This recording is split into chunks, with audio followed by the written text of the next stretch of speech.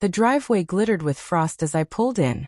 I thought I'd find the porch light glowing, maybe a wreath on the door, even some faint music drifting out of the windows. Instead, the house looked deserted. No lights. No warmth. Only silence pressing against the glass. I stayed in the car a moment, staring at the dark windows, wondering if I had the wrong day. But no, December 24th. Christmas Eve. I was supposed to be here. I grabbed my bag, climbed the steps, and reached for the spare key, right where it had always been, tucked beneath the chipped ceramic turtle Dad used to joke was too ugly for anyone to steal. Inside, I expected voices, the smell of food, something alive. Instead, I got the low hum of the refrigerator and the weak click of the heater trying to start. The kitchen light burned dim yellow, and at the table sat Grandpa Henry, hunched over a sandwich like it might collapse if he took too big a bite. He looked up at the sound of me. His eyes were worn but kind. "You're here," he said, like I was late to something. "Where is everyone?" I asked, dropping my bag by the door. He motioned toward the fridge. "They left you a note." Already uneasy, I crossed the room. Taped to the door was a torn piece of notebook paper. My mom's handwriting, fast slanted, all caps. "Used your money to invest in stocks. We'll explain later. Watch Grandpa." I froze. Stared. Read it again. And again. Each time, the words cut deeper. $24,000. Gone. For years of saving. Double shifts. Missed weekends. Skipped dinners. Every bit of it erased by one sentence taped to a refrigerator door. I sat across from Grandpa, clutching the note like evidence. "They went to Florida," he said softly. "Left yesterday morning." My throat locked. No words. "I thought maybe you'd sent them something," he added, noticing the missing envelope. I shook my head. "No. I didn't send anything." I opened the fridge. Half a loaf of bread. Condiments. A bottle of tonic water. No milk. No leftovers. The sink stacked with dirty dishes. An unopened final notice from the power company sat by the toaster. "Have you eaten anything besides that sandwich?" I asked. His eyes lowered to the floor. "Haven't managed much else this week." My chest burned, but I held it in. No tears. Not yet. I dropped the note onto the counter and looked at him. "All right. First, you're getting a real meal. Then, I'm going to figure out just how bad this is." I pulled out my phone, but one thing was already clear. This wasn't just about money anymore. I made him oatmeal with apples and honey, the way he used to make it for me when I was little. He ate slowly, but he finished every bite, thanking me as if I'd served him a steak dinner. I cleared the table, started the dishwasher, and pretended my hands weren't shaking. I couldn't face the money yet. Not while he was hungry, not while the house sat so cold. But eventually, I opened my laptop, logged into my account, and there it was. The truth I'd been avoiding, laid out in numbers. Final transfer, 3 days ago. Destination: a brokerage account in my parents' names. Balance $0. $24,000. Gone. I shut the laptop and leaned back, staring at the ceiling as if answers might be written there. But all I found were memories. I'd started saving at 16. Dad had just lost his job at the hardware store, and Mom's part-time shifts at the bookstore barely covered food. I picked up work at the diner on Oak Street, then weekends at the laundromat. While friends went to football games and danced under crepe paper at prom, I emptied lint traps and counted tips in the break room. Not because anyone forced me to, but because I couldn't let us sink. I still remember opening my first savings account, handing my mom the folder with the number inside, proud and exhausted after 6 straight weekends of double shifts. She smiled, told me, "Banks prey on young people. Just transfer it into the family account. I'll keep it safe for you." And I believed her. Every month I sent $500, then $600, then $800. When I picked up extra shifts at the hospital, I gave up vacations. I drove a car that coughed every time I turned left. I lived on beans, rice, and stubborn pride. And whenever doubt crept in, I told myself, this is how people get free. Quietly. On their own terms. Emily never had to think like that. She was 6 years younger, and somehow she lived in a different version of our house. When I turned 16, I got a used backpack and a stack of bills. When she turned 16, she was handed a brand new phone and a frosted ice cream cake with her name written in cursive. She never had to clock in anywhere, never questioned the price of anything, never offered a hand. Meanwhile, I dragged myself through flu season and finals. She was always treated as delicate. Mom used to say we couldn't put too much on her shoulders. I told myself it was fine. That being the strong one meant you carried more, simply because you could. But now, sitting in a house stripped of Christmas lights, without family or money, I started wondering if I had been hauling burdens that were never supposed to be mine. I glanced at Grandpa, dozing in his chair, then at the envelope I'd sealed with our bank statements inside. I opened my laptop, not to tally the damage but to begin tracing it. Every withdrawal, every date, every lie. Because if they thought they could drain us and still call it love, they were about to find out what strength I had left. I woke to Grandpa's coughing in the next room. It was rough and shallow, like his lungs were trying to shake loose dust. Wrapping a blanket around my shoulders, I padded into the hall. He was already in the kitchen, gripping the counter as he filled a glass of water. His hands shook so badly it nearly slipped. I steadied it, guided him to the table, and tried to keep my expression calm. "Did you take your morning meds?" I asked. He gave me a look like I'd reminded him of something he'd wanted to forget. "I ran out 2 days ago," he admitted. I asked Emily to grab them, but she said she was busy. I opened the cabinet where we always stored his pill organizer. Empty. I checked the drawers. Nothing. A pharmacy notice sat unopened under a pile of grocery flyers. His name neatly typed, the pickup date circled in pink highlighter. 5 days ago. My stomach tightened. While Grandpa sipped his water, I walked through the house, making mental notes. The sink overflowed with dishes crusted in dried food. The fridge held 2 expired yogurts, a jar of pickles, and a few containers of takeout gone stale. Bread on the counter was flecked with mold, and the fruit bowl cradled a single shriveled orange. By the front door, unopened utility bills were stacked, one envelope stamped in red. Final notice. Emily had been here. Her jacket hung on the rack. Her makeup bag sat on the bathroom counter. But the care she was supposed to give was nowhere. In the guest room where she sometimes stayed while watching Grandpa, the bed was neatly made, but snack wrappers littered the floor and an empty wine bottle hid beneath the nightstand. I sat back down beside Grandpa, opened my laptop, and pulled up 6 months of bank activity. The theft wasn't obvious at first, just a few hundred here and there, sometimes less. Grocery trips with no groceries to show. Family emergency scribbled into transfer notes. Then the amounts grew, an investment opportunity, a flight confirmation. The pattern was too neat. The money had been trickling out at first, then rushing, then drained all at once. "I'm sorry, Claire," Grandpa murmured. "I should have told you, but I didn't know how." I turned to him. "You knew they were taking your money?" His eyes welled. "Not at the start. Last year, when they said the kitchen remodel was just a loan, they promised to pay me back monthly. But then it was Ethan's tuition, Emily's car. After a while, I stopped asking. A sharp ache pressed beneath my ribs. They hadn't just taken from me, they had taken from him too. Gentle hands, old trust. I reached across the table and wrapped my hand around his. "Then we stop asking," I said. "And we start protecting what's left." He nodded, slow and steady, as I opened the manila envelope and spread the first page of records across the kitchen table. I didn't call them. Not after I saw the brokerage transfer. Not when I noticed Grandpa's prescriptions were 5 days overdue. Not when I found the overdraft notice tucked under a pizza coupon. What would be the point? They knew exactly what they had done. They were counting on me to sigh, to clean up, to carry it, like always. Instead, I opened a fresh folder on my laptop and labeled it Damage Control. Every receipt, every withdrawal, every transfer went in.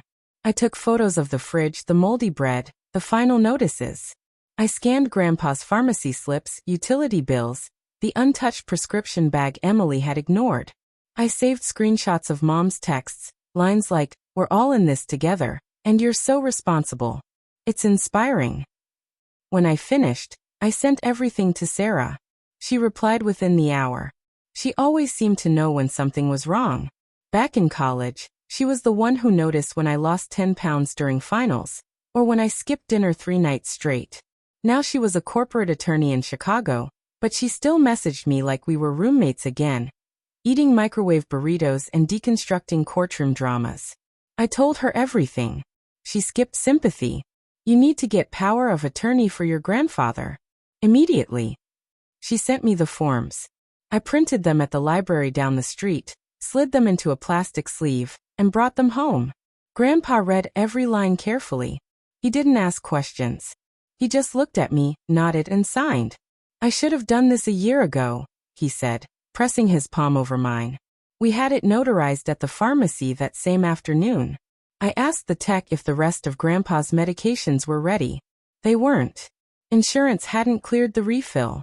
Apparently, someone had tried to use the wrong ID to take money out. I didn't ask who. That night, once Grandpa was asleep, I sat at the kitchen table and made a list.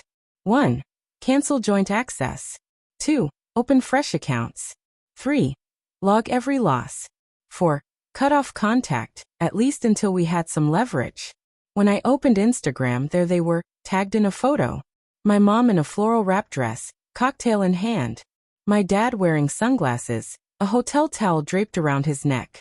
Caption: Sunset cruise with my love #ParadiseTime. The comments overflowed with hearts and admiration.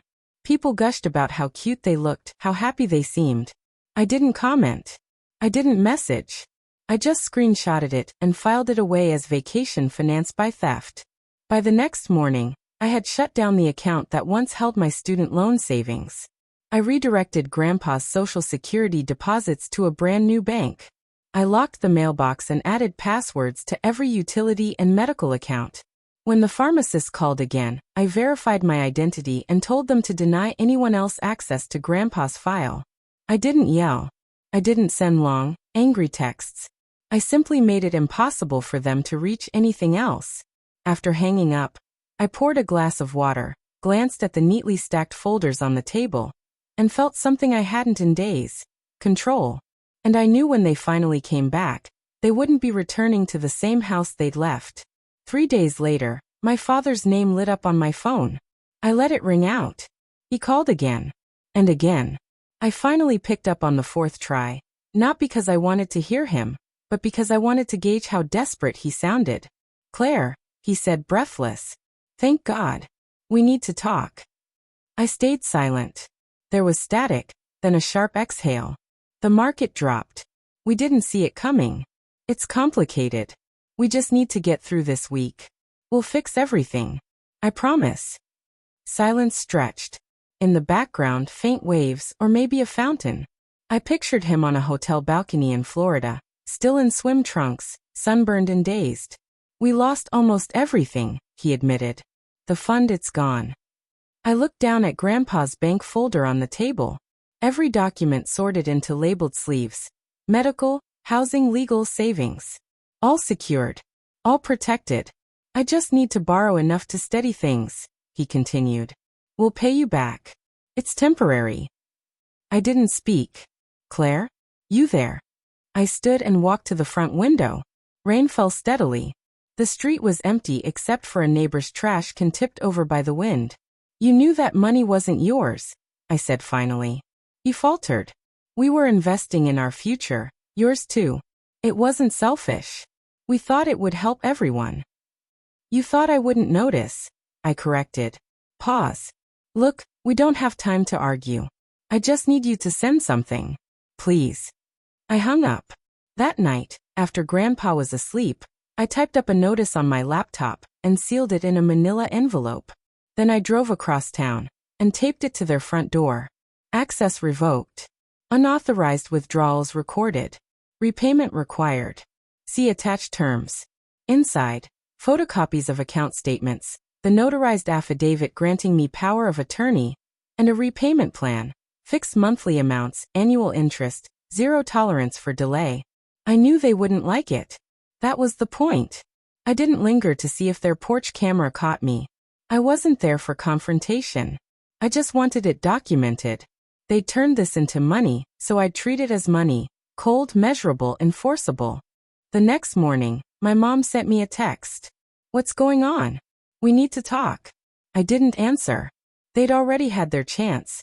Back when they drained my account, when they left Grandpa with nothing to eat, when they chose investments over people.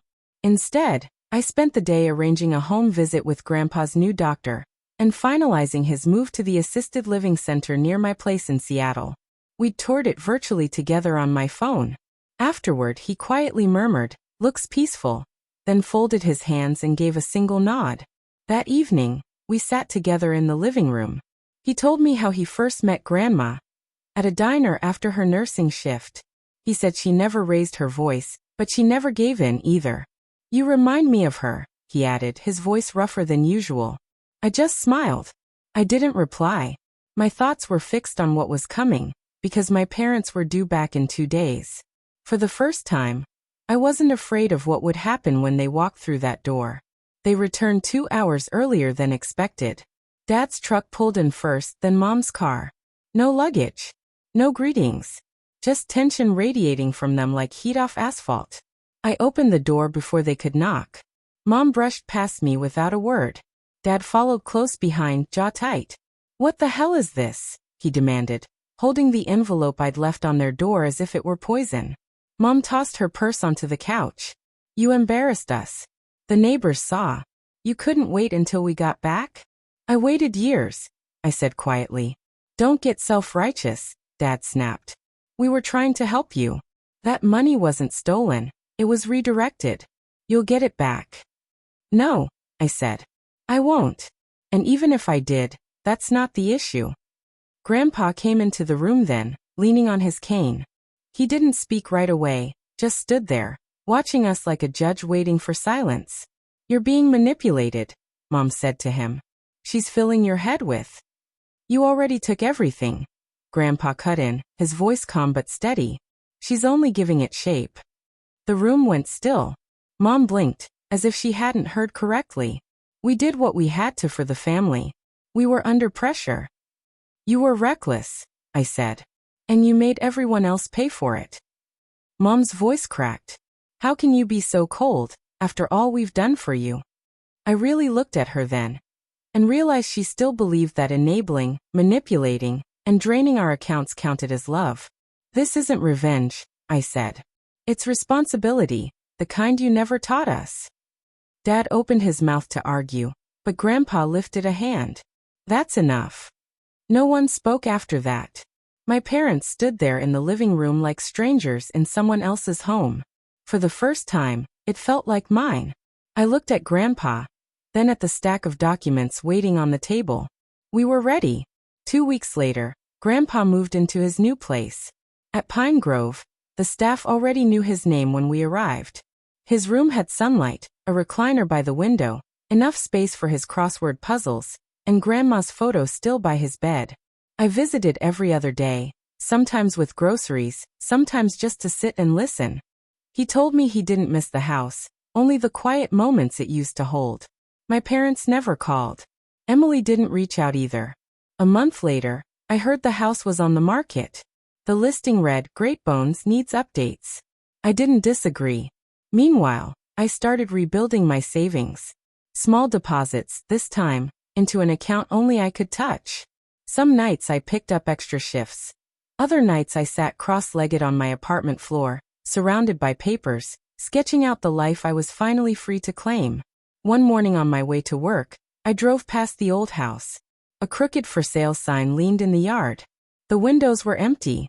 The porch was still cracked, the same one Dad always said he'd fix.